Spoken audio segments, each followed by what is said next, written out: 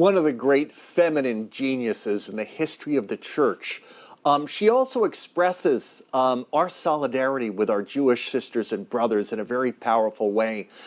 It's the human person who is at the center of every educational effort, and it is still the individual human person who reflects the entirety of being, natural, spiritual, and absolute, in her later Trinitarian ontology.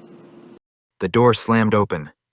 Heavy boots echoed down the stone corridor of the Carmelite convent in Echt, the Netherlands. 2 SS officers stepped inside, their presence slicing through the silence like a blade. "Are you Teresa Benedicta?" one asked, without emotion. Sister Teresa Benedicta, born Edith Stein, stood calmly, her face serene. She knew this moment would come. She had written of it, prayed for it, and accepted it long before the knock on the door. Without hesitation, she nodded. Her sister Rosa, who had taken refuge with her, quietly stepped beside her. No screams, no resistance, just faith, dignity, and silence. Within minutes, they were gone, loaded into a truck, bound for Westerbork transit camp. 8 days later, they would be dead in Auschwitz. What brings a brilliant philosopher, a Jewish woman turned Catholic nun, to such an end? Why did she not flee when she had the chance?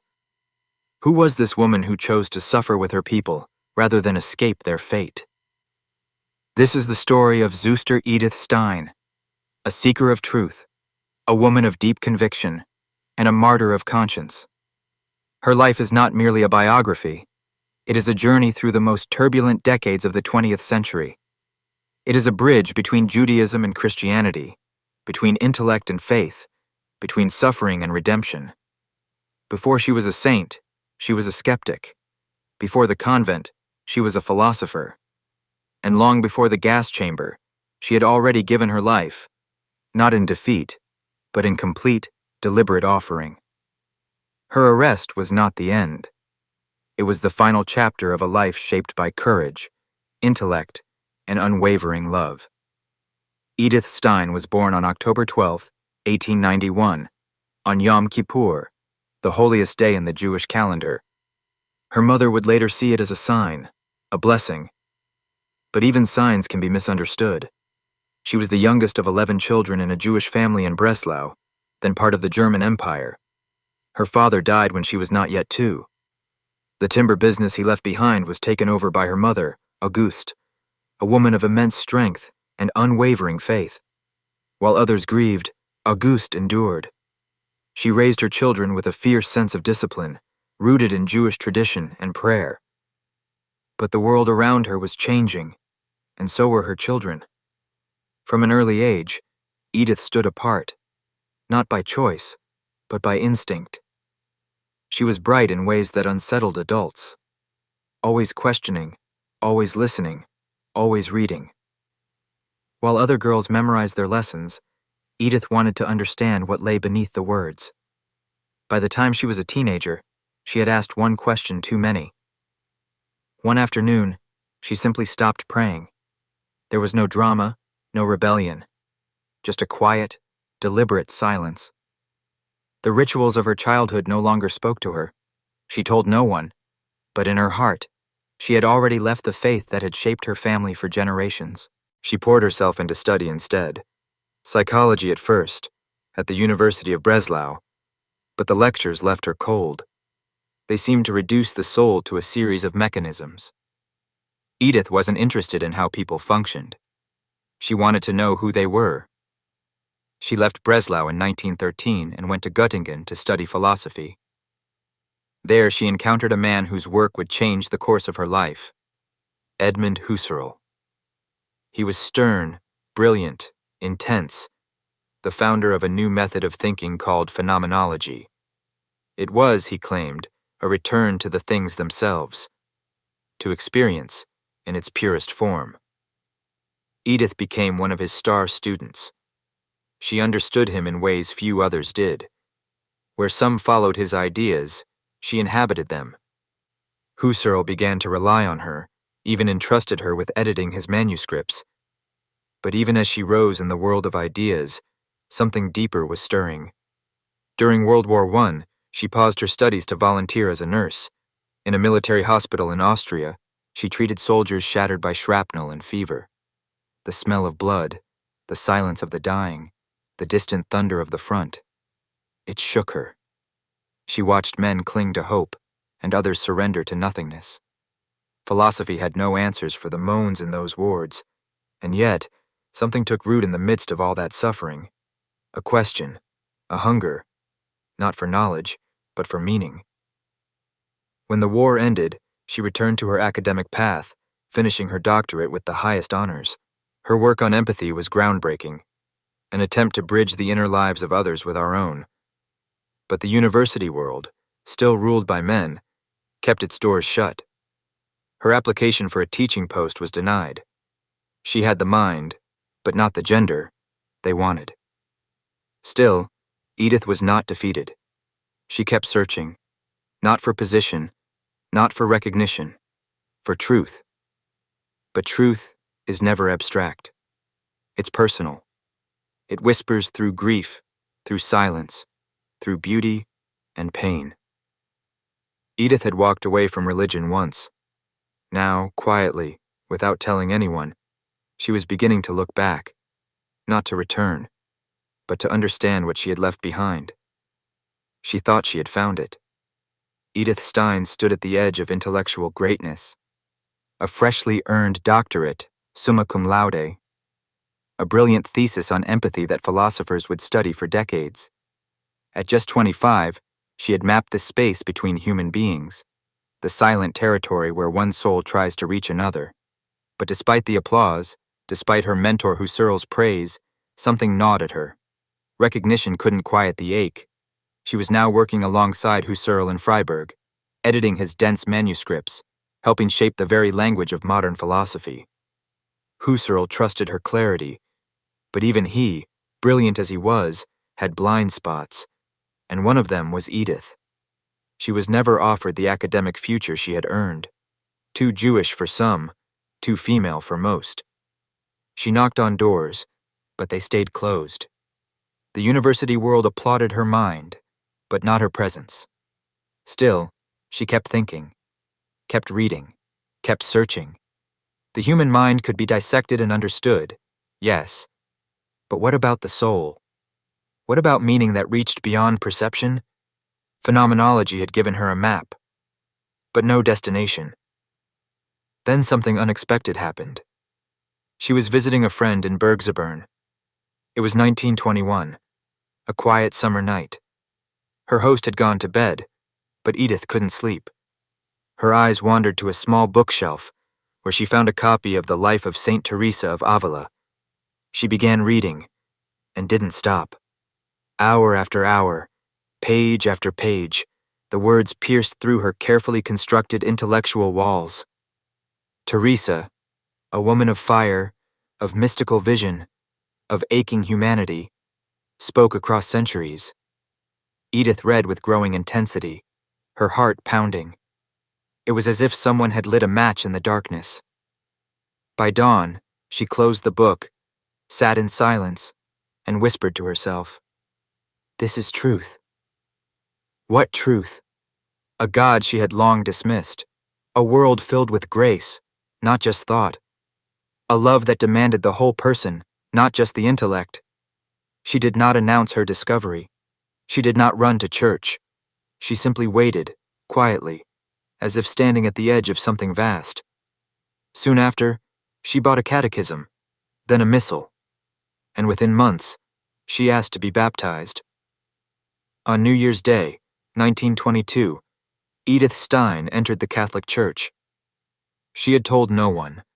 When her mother found out, the pain was immediate.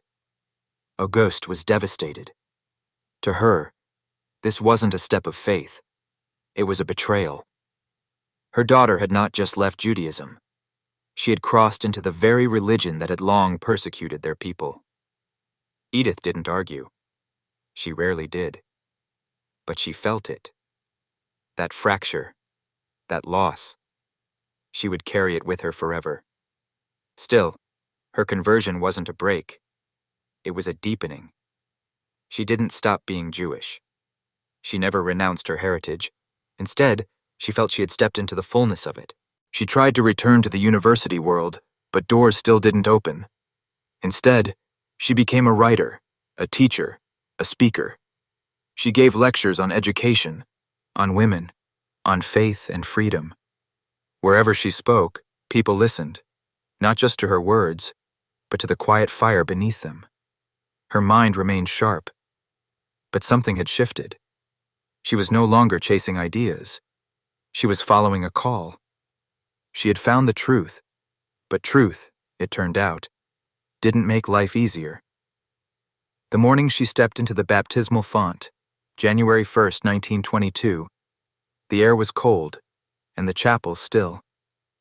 There were no cameras, no celebration, only a priest, a bowl of holy water, and a woman kneeling in silence. Edith Stein entered the Catholic Church not with fanfare, but with full abandon. She knew what she was leaving behind, and who she might lose. Her mother didn't speak for hours after she told her. Auguste Stein had built her life around faith, family, and the quiet strength of being Jewish in a world that often wished they weren't. To her, this conversion wasn't Edith becoming more. It was Edith turning her back, on her people, on her history, on her mother. But Edith didn't see it that way. She had not rejected Judaism. She had followed it to its fulfillment. In Christ, she found the God of Abraham. Not replaced, revealed. But how do you explain that to someone whose eyes fill with tears just hearing the word baptism? So she didn't argue. She simply lived. For a time, her desire to join religious life was set aside. Her spiritual advisors asked her to wait. She obeyed. Instead, she began to teach at a Dominican girls' school in Speyer. The work was demanding, but Edith gave herself to it with full devotion, preparing lessons, writing essays, guiding young women not only in knowledge, but in character. Still, the longing never left her. The stillness of the cloister called to her like distant music she could almost, but not quite, hear. At night, she wrote. During the day, she lectured. Her words carried power. Crowds came not just for her thoughts, but for her presence, serene, steady, and piercingly clear. She spoke about womanhood with quiet authority, about faith with philosophical depth, and always, beneath her logic, was longing. She translated Aquinas from Latin to German, wrestled with his ideas until they breathed new life. She was building a bridge between phenomenology and scholasticism, between modern thought and eternal truths. But outside the classroom, the world was darkening. The early 1930s brought the rise of Adolf Hitler. Anti-Semitic laws crept into every aspect of life. Jewish professors were dismissed. Jewish writers were banned. Jewish citizens became targets. Edith was both Catholic and Jewish, and for the Nazis, the second outweighed the first. In 1933, she was forced to resign from her position in Münster. Not because of her performance, because of her blood. That was when she knew. The time for waiting was over. She wrote a letter to Pope Pius XI, a plea, a warning. The Church, she said, could not stay silent in the face of such evil. She never received a reply. But something else answered. That same year, she entered the discalced Carmelite convent in Cologne, at last, at peace. Her name would now be Sister Teresa Benedicta of the Cross, a name chosen with weight. Teresa, for the saint who had awakened her heart. Benedicta, for blessing. And of the cross, for the suffering she knew would follow. She left everything behind. Her writings, her public voice, her students, her books. What she found inside the convent walls was silence, and in that silence, fire. The cloister did not erase her. It refined her. Days of prayer, study, and simplicity drew out the deepest parts of her soul. She began to write again, not as Edith the philosopher, but as a bride of Christ. Her thoughts turned to sacrifice, to mystery, to redemptive love.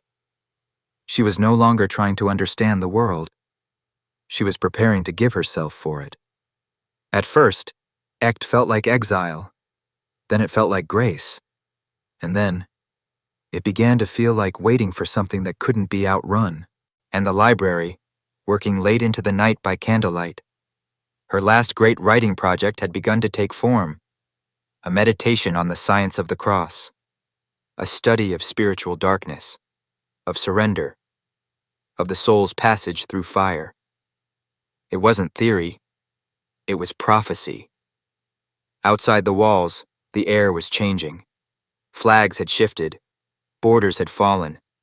Soldiers no longer marched. They occupied. The Netherlands, once a neutral neighbor, was now no safer than anywhere else. Stories crept in through visitors, letters, overheard conversations in the guest parlor, people disappearing, names blacked out on registers, Jewish families hauled out of homes with suitcases half-packed. And yet, the convent still held its shape. The sisters continued their prayers, their duties, their silence, but no one could ignore the way the soldiers began appearing more often on the streets outside, or how the mail came slower, or how the faces of the townspeople grew tighter, more hollow. The war was no longer elsewhere. It was here. One day, a knock came at the convent gate. Not the knock, but something like a rehearsal. A low-ranking official. A question about names, about ancestry, about the sisters' visitors. No arrests, no orders, just questions. But after he left, no one could breathe quite the same. Edith began to speak less, pray more. She stopped writing letters to friends, except for one. A quiet, private note in which she wrote, "I ask the Lord to accept my life and my death, for the salvation of his people and for peace." It was not despair, it was decision. Some nights, she didn't sleep. She would sit by the small window in her cell, watching the wind move across the trees, watching the stars. One of the sisters saw her once and asked if she was afraid. Edith only smiled and said, "I am ready." Then came the Sunday, warm, still, birds in the trees. The sisters were in the chapel when the knock came. Not a tap, a fist. 2 men in uniform. They had a list. Sister Teresa Benedicta of the Cross, and Rosa Stein. The room went still. One of the younger sisters began to cry. Another moved instinctively toward the gate, only to stop, helpless. The rules of the cloister were suddenly irrelevant, and still no one knew what to do. Edith rose. She turned to Rosa, touched her arm gently and said, not with fear, but with strange clarity, "Come, Rosa. We are going for our people." There was no luggage, no resistance, no time for goodbyes, just the opening of the gate. They were taken in an unmarked car, first to a holding camp, then another. Amersfoort, Westerbork. Each stop was a layer stripped away. Clothes, possessions, names, identity papers, religious titles. In the barracks, people recognized her. Some whispered her name. A few had read her books. Others didn't know who she was, but they noticed the way she moved, the way she listened, the way she carried something invisible but unmistakable. She became a source of quiet. She held children too tired to cry, shared food she barely had, sat with women too numb to speak. She never raised her voice, never tried to escape. But inside her, something had already broken loose, something unshakable. Each night the guards posted a new list. Each morning, another group disappeared. Then one list had her name on it, and the train was already waiting. They were woken before dawn. No explanation, just names on a list and orders barked through cold morning air. Edith Stein's name was on that list. So was Rosa's. In Westerbork, people didn't ask questions anymore. They didn't fight the lists. There was no pattern. You could be young or old, healthy or ill, Catholic or Jewish or both. It didn't matter. Once your name was read, you packed what little you had and waited for the next train. Edith folded her blanket carefully, as if it were part of a liturgy. She helped Rosa gather her things. Neither of them spoke much. There was nothing left to say that hadn't already been offered in prayer. The train that waited wasn't a passenger train. It was a freight wagon. Wood-planked, iron-barred, no windows. One eyewitness described it as a box to carry meat, or ghosts. They were packed in, shoulder to shoulder, children crushed between adult legs, elderly men sagging into unconsciousness. The stench of fear came quickly. Sweat, urine, old bandages, and something beneath all of it, the smell of people giving up. The doors slammed shut with the sound of finality. Then darkness. There was no sitting. There was barely standing. The air turned thick. Breath came shallow. Some people cried quietly, others panicked, pounding on the walls, shouting names of loved ones left behind or already gone. A woman collapsed near Edith, clutching a child who wouldn't wake up. She didn't scream. She just rocked back and forth and whispered lullabies that grew quieter and quieter. Edith was seen holding the woman's hand, just holding it, for hours. Rosa stood beside her sister, trembling. Edith kept her steady with a hand on her back. Every time the train jolted, people toppled like dominoes, but Edith stayed upright, rooted like a tree in storm winds. Someone near her later said, "She had no halo, but she had a kind of stillness that made you believe God hadn't left." The train didn't stop for days. No food, no water, no light. People began to hallucinate. Some prayed aloud, others raved. One man began to sing an old Yiddish melody until his voice cracked and turned to coughing. When a child died in her mother's arms, there were no tears left to cry. And then the train stopped. A crack of light appeared as the doors groaned open. It was blinding. People blinked into the sun, stunned like animals dragged from a cave. Then came the shouts. "Raus! Schnell!" They poured out of the train, half collapsed, half dragged, the dead left behind like discarded sacks. Dogs barked, guards yelled, boots struck stone. The scent of burning filled the air, acrid, metallic, and clinging. It wasn't wood. Edith and Rosa were shoved into a line of women. Families were split in seconds. Husbands one way, wives another, children screaming as they were ripped from arms. Rosa tried to turn back for someone, and a guard raised his hand. Edith caught her wrist gently and pulled her forward. "We stay together," she whispered. They passed a woman sobbing on the ground, clutching a pillowcase. She had sewn photographs of her children into the lining. A soldier kicked it away. There was no explanation, no name for the place they had arrived in. Only smoke, watchtowers, and strangers giving orders that led to nowhere. Eventually, the group was herded into a building. Cold stone, no windows, a long corridor. A sign read showers. One of the women asked Edith if she thought they would really be allowed to wash. She looked at the floor and didn't answer. Inside, they were ordered to undress. Guards laughed, joked, pointed. Rosa clung to Edith like a child. Others sobbed, covering themselves. Some simply froze. In the corner, a girl no older than 15 stood shaking. Edith walked to her, took her face in her hands, and said softly, "Look at me." The girl did, and for a moment her tears stopped. They were ushered into a room. The door closed behind them with a heavy metal clang. There were no screams at first, just breath, then silence, then something less than silence. No one came back out. At Auschwitz, no one saw her die.